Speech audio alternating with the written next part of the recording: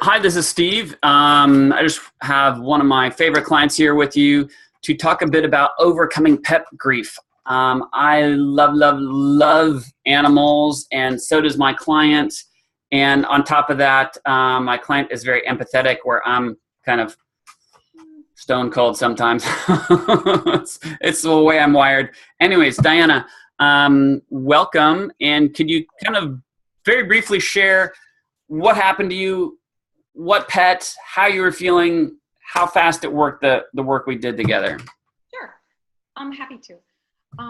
My beloved big fat orange cat, Barry Garfield, had been with me for 10 years. I adopted him from the shelter in Columbus, Ohio, at a season in my life where I was extremely lonely, and he was my dearest companion for 10 years.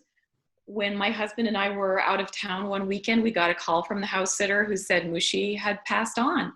And when you get a phone call like that, you don't believe it. You scream at the universe, this can't be happening.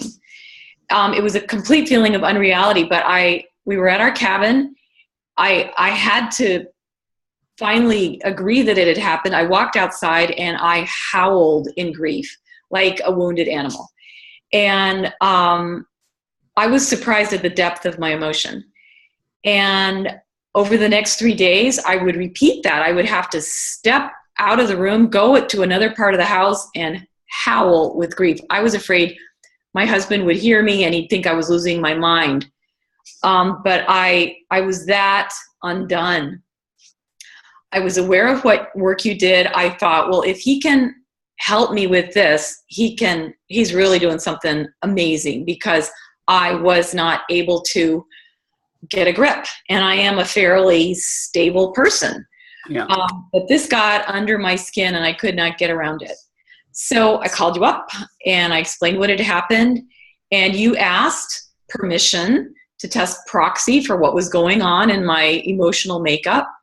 And I've described it to friends that it's like calling a help desk and having the computer person say, do I have permission to take over your computer? And you say, yep, because I can't fix it. So you sit there. I literally sat there and listened to you ask me questions as I understood you were muscle testing on the other end to see which way this was going. Where was the ground zero of this heartache?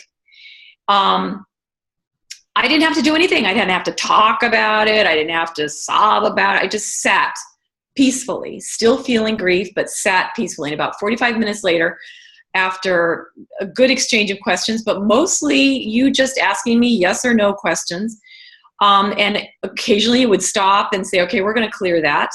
And what I understood you were doing is you were taking a high-powered magnet and clearing your central nervous system as you stood in for me, from the brain to the base of the spine. And I understand MIT has done studies on the phenomenon of how this can affect central nervous system messages. And 45 minutes later, I had gone from a 10 on the scale of emotional come apartness to a very considered 2 or 3. And I was still aware of what had happened, obviously. I was still sad, but it was a considered respectful appreciation for a beloved animal who had been my companion, rather than this out of control grief. And I think I cried out of relief and happiness that I was no longer in torment. Yeah. And that relief lasted. It never came back in the way of that it had been. And I am forever grateful and to what you were able to do. Well, thank you so much for sharing really sometimes when I tell people, I go, when I use the word delete, they think we're going to delete the memory of whatever. And it's like, no. Grief is appropriate and healthy.